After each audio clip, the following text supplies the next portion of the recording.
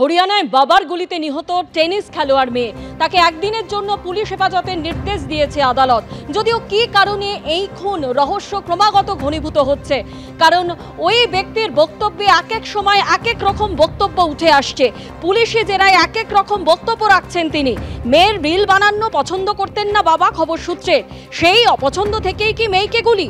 উত্তর খুঁজছেন তদন্তকারীরা। মেয়ের রোজগারের সংসার চলে বলে কটূক্তিতে রাগ, তার থেকে গুলি, দাবি অভিযুক্তর। দীপক যাদব কি তদন্তকে বিভ্রান্ত করছেন? বাবা দীপক প্রায়শই রাধিকার সঙ্গে একাডেমিতে আসতেন, কখনো দীপককে উত্তেজিত হতে দেখেনি, দাবি করলেন রাধিকার সহ খেলোয়াড়।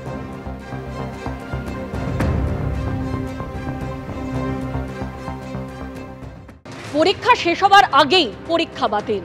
বিদ্যাসাগর বিশ্ববিদ্যালয়ে আবারও উঠল প্রশ্ন বিতর্ক। এর আগে ইতিহাসের পরীক্ষার ক্ষেত্রেও আমরা একইভাবে দেখেছি যে শব্দবন্ধ ব্যবহার করা হয়েছিল, জানিয়ে বিতর্ক তৈরি হয়েছিল। এবার রাষ্ট্রবিজ্ঞানের প্রশ্ন বিতর্ক, যেখানে ইতিহাসের প্রশ্নে বিপ্লবীকে সন্ত্রাসবাদী বলা হয়েছিল, আর রাষ্ট্রবিজ্ঞানের প্রশ্নের ক্ষেত্রে যে অভিযোগ উঠছে যে সিলেবাসের বাইরে প্রশ্ন থাকায় পরীক্ষা বাতিল করা হয়েছে, এমনই জানিয়েছে বিশ্ববিদ্যালয়। পরীক্ষা শেষ হবার আগেই বাতিল, পরীক্ষার্থীদের চরম হয়রানি।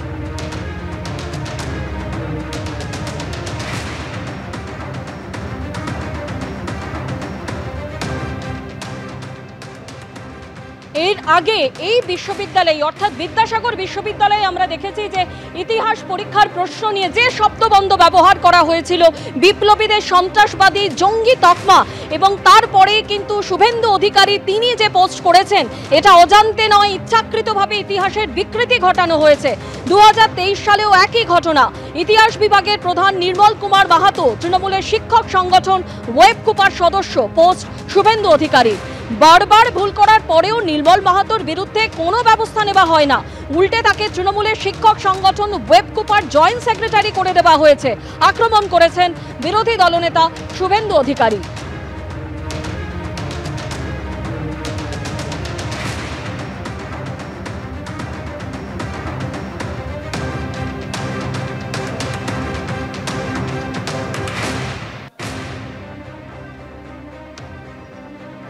আর শুভেন্দু অধিকারীর এই বক্তব্য নিয়ে ওয়েবকুপার সভাপতি ও অধ্যাপক বিশ্বপতি জানা কি বলছেন, শোনাবো। অনারেবল ভাইস চ্যান্সেলর উনি যথাযথ উপযুক্ত ব্যবস্থা নিয়েছেন এবং যা যা স্টেপ নেওয়ার এটা নেওয়া হয়েছে আমাদের ইউনিভার্সিটির তরফ থেকে। এইভাবে যে ছবি দিয়ে আমাদেরকে নেক্সাস বলা, এটা কিন্তু আমি বলবো ওনার একটা হতাশার বহিঃপ্রকাশ। উনি নিজেকে হতাশাগ্রস্ত মনে করেন।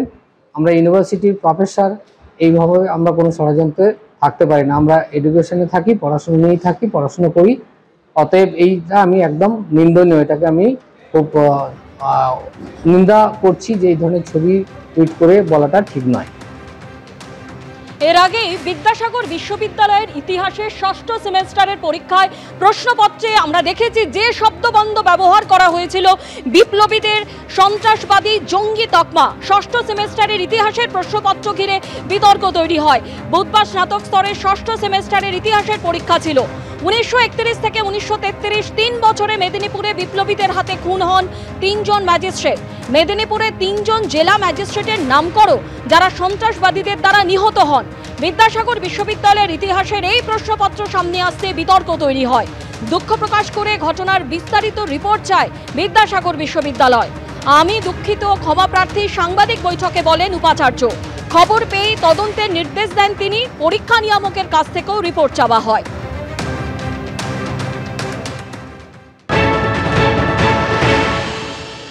লজ্জা ছাড়া কিছু বলার নেই। শুধু ভুল নয়, যা আজকে যদি ক্ষুদিরামকে সন্ত্রাসবাদী আখ্যা দেওয়া হয়, তাহলে বিপ্লবীদের সবাইকেই তো সন্ত্রাসবাদী আখ্যা দেওয়া হচ্ছে। তাহলে আমাদের ভারতবর্ষ স্বাধীন হলো কেন? মেদিনীপুরের গৌরবান্বিত একটা স্বাধীনতা সংগ্রামের ইতিহাস আছে, সেই ইতিহাসকে এক প্রকার অপমানজনক হিসাবে দেখানো হয়েছে এখানে। এটা খুব হতাশাজনক, খুব দুঃখের বিষয়, লজ্জাজনক বলা যায়।